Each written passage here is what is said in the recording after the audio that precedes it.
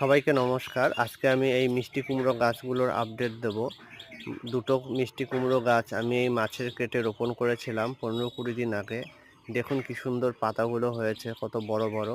সাথে একটি স্ত্রী ফুলও হয়েছে, খুব সুন্দর স্ত্রী ফুলটি হয়েছে। এই স্ত্রী ফুলটির আশেপাশে কোনো পুরুষ ফুল দেখতে পাচ্ছি না, তাই স্ত্রী ফুলটি ফুটলে আমাকে বাজার থেকে পুরুষ কুমড়ো ফুল কিনে নিয়ে এসে পরাগায়ন করতে হবে। পরাগায়ন না হলে ফুলটি নষ্ট হয়ে যাবে। আর এইভাবে কুমড়ো গাছে ছাই ছিটিয়ে দেবেন। লাউ এবং কুমড়ো গাছে ছাই ছিটালে পোকামাকড়ের আক্রমণ কম হয়।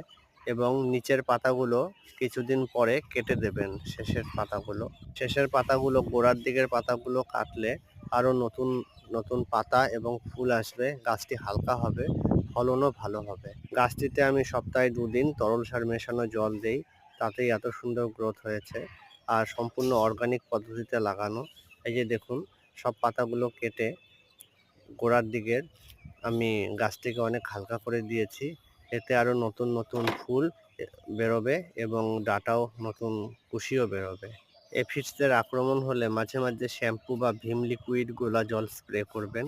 এই যে পাতাগুলো ফেলবো না, পাতাগুলো আমি জলে ভালো করে ধুয়ে পেঁয়াজ রসুন এবং কালো জিরা দিয়ে ভেজে শিলনোড়ায় বেটে খাবো। কুমড়ো পাতা বাটা খুবই উপকারী এবং স্বাদেও অতুলনীয়।